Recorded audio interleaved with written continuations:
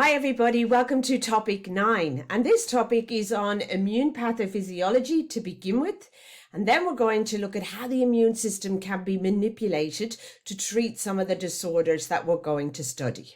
So just an overview of what we're going to be talking about. We're going to talk about immune deficiencies. We'll talk about a genetically inherited one called SCID.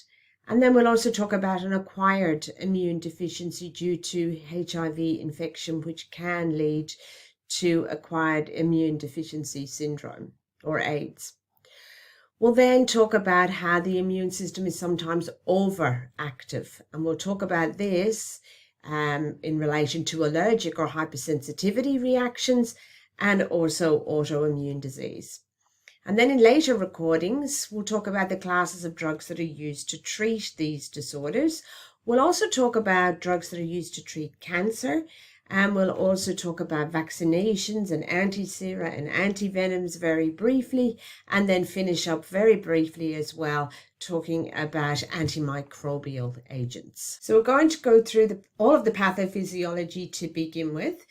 In terms of detailed learning objectives, for this section, it's to be able to describe immune deficiencies in general and list common causes of immune deficiencies and be able to explain why infants and the elderly have poor adaptive immunity. Now, remember what the function of the immune system is. Firstly, it is to fight pathogens and remove them from the body. So here we're talking about disease-causing infectious agents or microbes such as viruses and bacteria and fungi and parasites.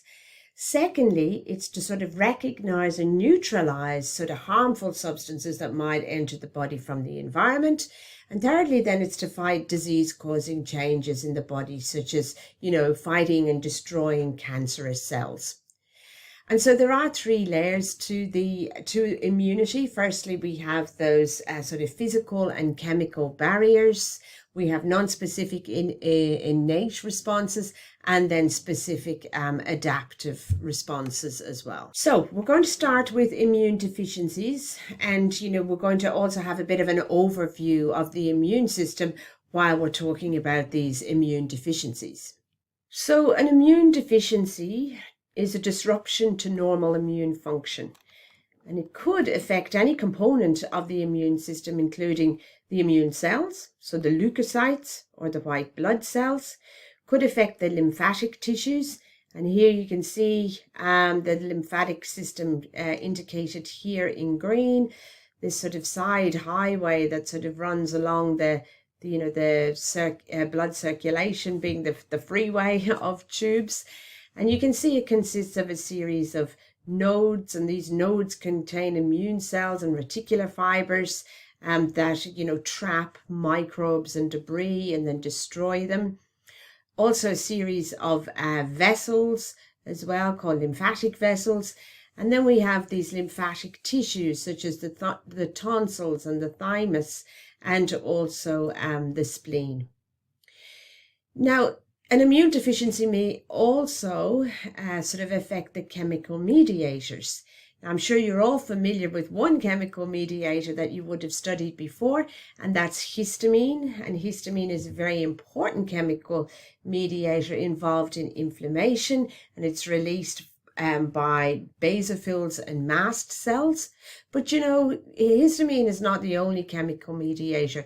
So in some of these slides, we'll be introducing other chemicals such as cytokines and interleukins. An immune deficiency can lead to an increased risk of cancer, particularly if it's the natural killer cells of the innate immune response that are actually deficient. Remember, their role is to directly lyse cancerous cells. Immune deficiencies as well can lead to increased risk of infections, including opportunistic infections. And an opportunistic infection is caused by a microbe that doesn't usually cause disease. So these opportunistic infections are often caused by our own normal flora or our microflora. And they can be caused when somebody is immunosuppressed, or when there's a breach in an anatomical barrier, such as the skin or the mucous membranes that kind of let that microbe into an area of the body where it doesn't normally reside. So now looking at the cells of the two main arms of the immune system, so innate immunity and adaptive immunity. Innate immunity is what you're born with, and the innate immune response is the same every single time to a pathogen and to something, that's perceived as dangerous.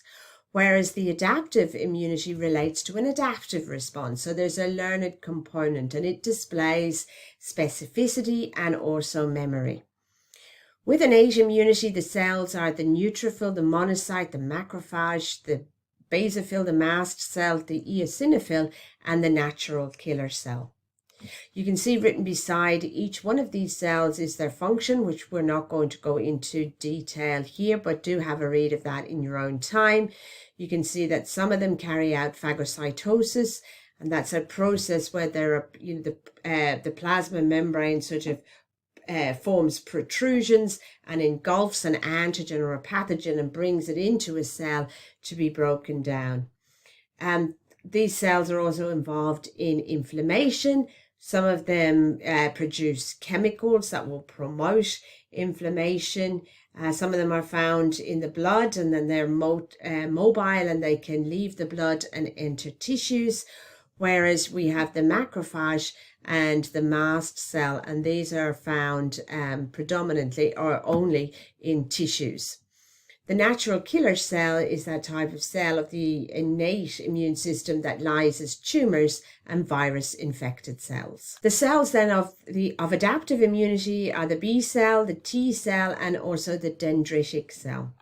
The B cell, after activation by an antigen, differentiates to become a plasma cell or a memory B cell.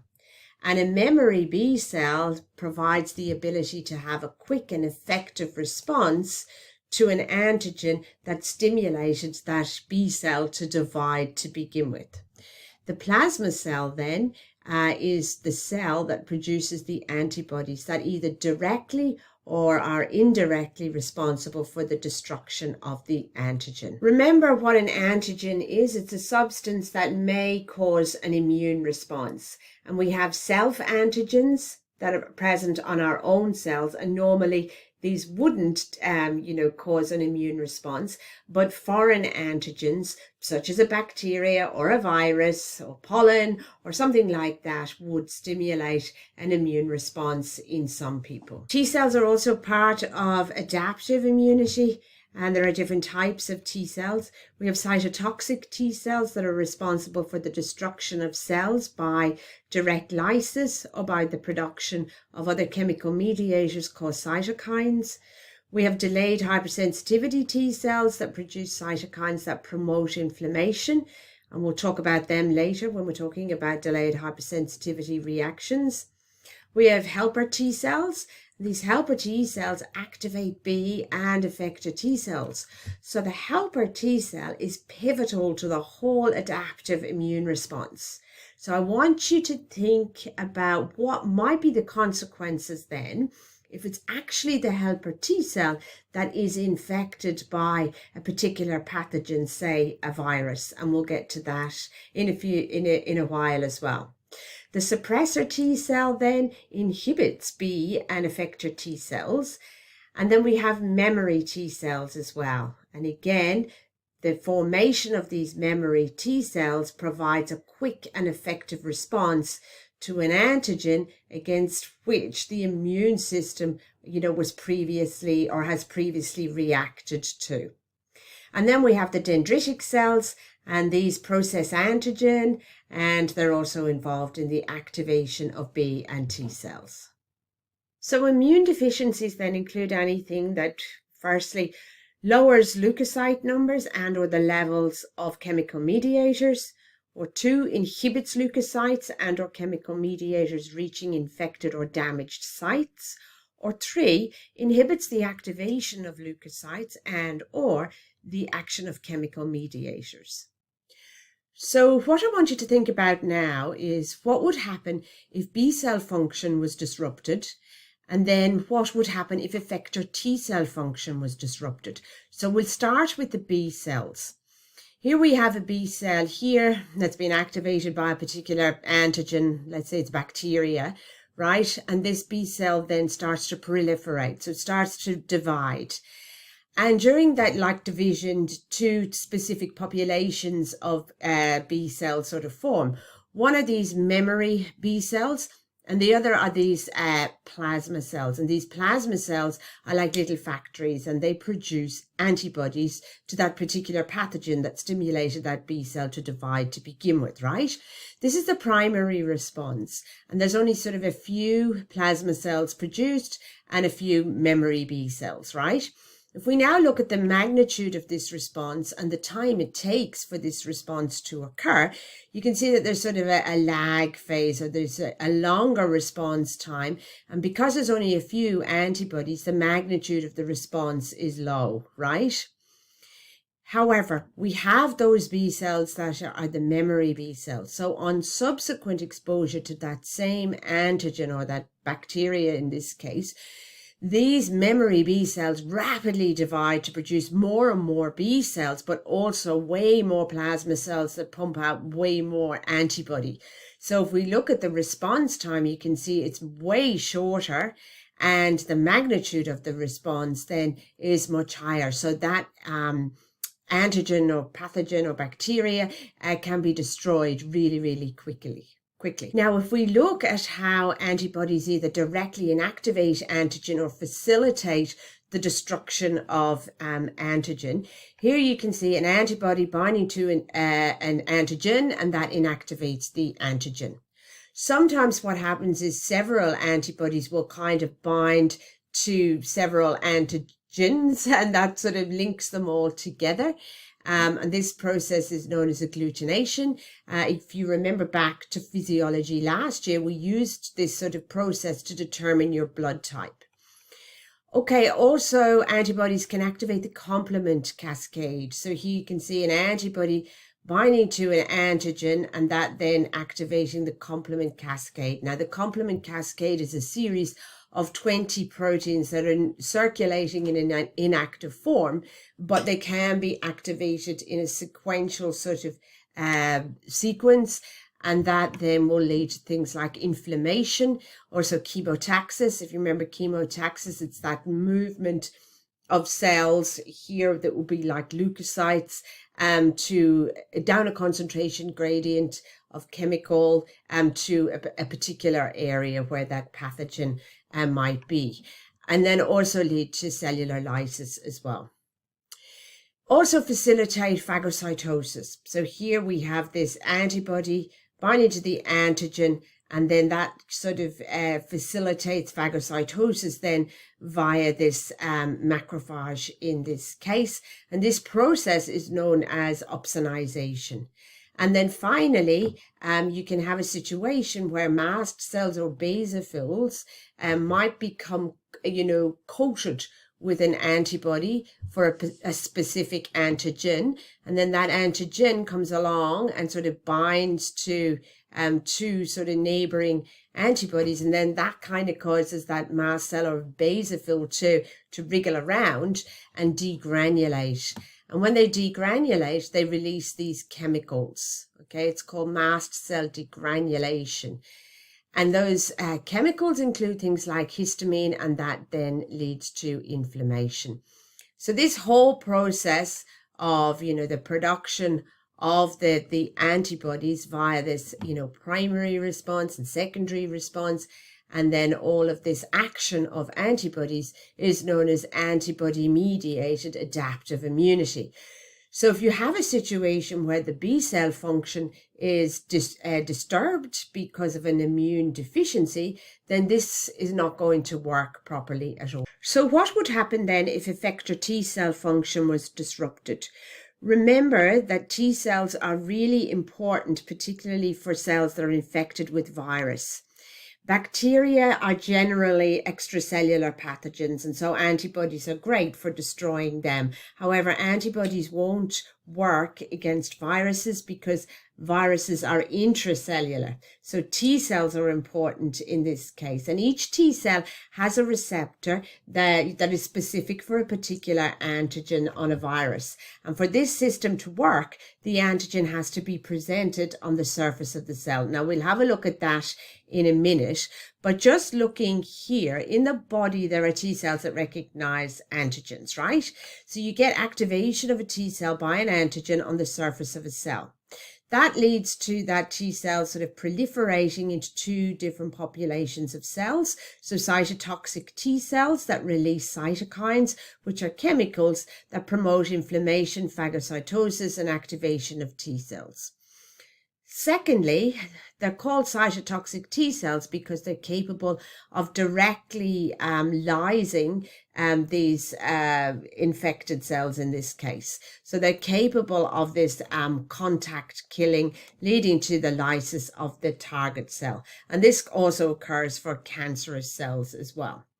Now, once the memory cells are produced, then if you're exposed to that antigen or pathogen again, the cytotoxic T cells can then kill the invading pathogen before you get the symptoms of the disease. So T cells are important in killing infected cells and cancerous cells, and so they help protect us, along with natural killer cells from things like cancer. So this slide shows how antigen is presented on the surface of cells. What you have to imagine is that all cells except for red blood cells have this MHC molecule, so major histocompatibility complex molecule. It's also known as HLA, which is human leukocyte antigen. So in later slides, when we're discussing different HLA types, we're actually talking about MHC on the surface of a cell. Now, this is important because it helps your immune system to recognize your own cells compared to foreign cells. So most of the time, the cells are not infected with virus, right? So what they're doing is they're just presenting self-antigen. So you can see here, a protein gets broken down into fragments, taken to the endoplasmic reticulum, and it fuses there with an MHC class 1 molecule to form an MHC class 1 antigen complex, which goes through the Golgi apparatus and then gets presented on the surface of the cell. Now, this is a self-antigen here that's being presented. So, normally you're not going to get that cell destroyed because of that. So it's a bit like, this signal of this MHC class 1 complex with the self-antigen is saying, I am a self-cell, please don't kill me. However, if that cell is infected with a virus, then that viral protein will be produced inside that cell, and some of it will be broken down and presented on the surface of the infected cell. And that then acts like a signal saying, I am infected, come and destroy me. So it does stimulate cell destruction. Now, as I mentioned, most cells have MHC class 1 on the surface, but there's a lot of variety in MHC. So this is how we get all of the different types. And of course, this is based on your genetic makeup. Now, there are some other cells, such as the dendritic cells, B cells, monocytes, and macrophages that are called specialized antigen presenting cells because they present antigen via this MHC class 2 molecule. So what happens with these cells is that they engulf the antigen, so it's a pathogen, via phagocytosis and break it down. And then, a part of them is presented on the surface of the cell along with the MHC class 2, and that will stimulate an immune response, say, if that was a bacteria, for example. So specialized cells then use the MHC class 2 and other cells use MHC class 1. As I mentioned, the only exception are the red blood cells because they don't have MHC. Instead, they have the A and the B antigen. So you have the ABO, blood type groups, and also the rhesus antigen. So you get your blood type A positive or A negative or whatever it is. So this slide is just showing you how a macrophage is acting as an antigen presenting cell here.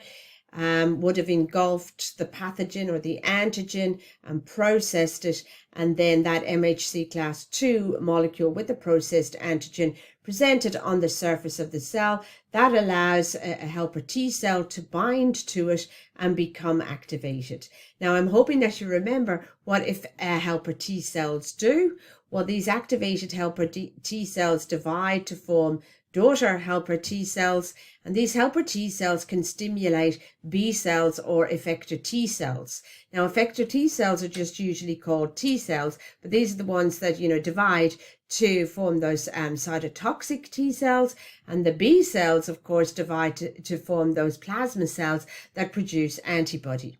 So I'm hoping you're getting now that the helper T cell here is pivotal in the adaptive immune response, because it's involved in the T cell mediated immunity and also the B antibody mediated immunity.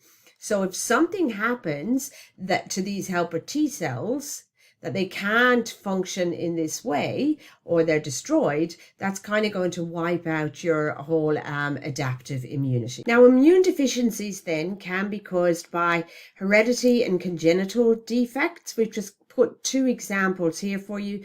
Leukocyte adhesion deficiency, we've put a little star on this one because we'll talk about it when we get to the topic on inflammation. But this is a genetically acquired disorder where the leukocytes or the white blood cells can't stick to the blood vessel walls. If they can't stick to the blood vessel wall, then they can't get out of the blood to get to, say, damaged or infected tissue. And in that way, then, that's causing an immune deficiency. The second one is SCID, or severe combined immune deficiency, which I'll talk about on the next slide. Now, most of the immune deficiencies are actually acquired. In terms of infection, there's sort of two ways infections can cause an immune deficiency. First of all, you may just have an infection, right? And we know that the first white blood cell that's always on the scene is the neutrophil. And these neutrophils phagocytose antigens or pathogens, right? But once they phagocytose something, then they die, right? So if you have an infection and you use up or, sufficient number of neutrophils die, then you're kind of putting yourself at greater risk of getting a secondary infection.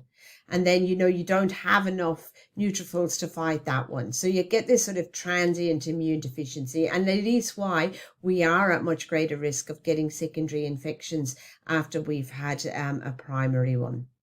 The second way that infections can cause immune deficiencies, if it's actually the immune cells themselves that are getting infected.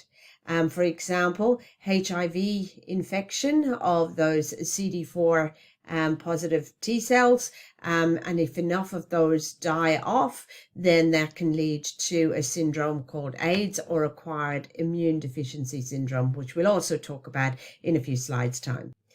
Drugs, diet and stress can also cause immune deficiencies. For example, glucocorticoids are drugs that are given, steroidal anti-inflammatory drugs, and these can suppress the immune system. Diets very, very low in protein can also cause an immune deficiency, because if you don't have enough protein, then you're not going to have enough of those end products of protein digestion, being the amino acids, to make things like these antibodies. So therefore you wouldn't have a proper antibody mediated adaptive response. And stress as well can cause an immune deficiency. So stress, and prolonged stress in particular, can lead to, high levels of cortisol being secreted from the adrenal gland. And that too, of course, will suppress the immune system. So naturally occurring glucocorticoids can suppress the immune system, but also in the form of exogenous cortisol being given to somebody. So say hydrocortisone in this case will also suppress the immune system. And with the stress and the suppression of the immune system, this is why we often get sick, or we also often get an infection when we are stressed. Injuries can also cause an immune deficiency. So, for example, if you're injured in a car accident, it might involve, removal of the spleen, and therefore you remove the filtering capacity of the blood. So invading pathogens are not removed from the blood. Cardiovascular disease can also cause an immune deficiency because you need a good blood supply to tissues to deliver the immune cells and the chemical mediators, and of course that oxygenated blood. So for example, in peripheral vascular disease, there isn't sufficient blood supply to tissues, and that can cause, lack of oxygen. And so those anaerobic conditions then can cause those really nasty anaerobic bacterial infections to occur, and that can lead to things like gangrene. Metabolic disorders and accumulation of toxins can be directly destructive to lymphocytes, and that can also lead to an immune deficiency. Leukemia is a blood cancer that involves abnormal proliferation of immune cells. So you might think, oh, well, having more immune cells is better, but here they're abnormal, they're immature, and they've accumulated lots of mutations. So what they end up doing is also suppressing the immune system. Now, age as well also plays a role in these immune deficiencies. Of course, elderly people have a decreased number of helper T cells. They often have poor circulation, so you're not getting the delivery of the immune cells and the chemical mediators. And infants then have an immature immune system and poor adaptive immunity because they haven't been exposed to pathogens, and it takes a while for their adaptive immunity to develop.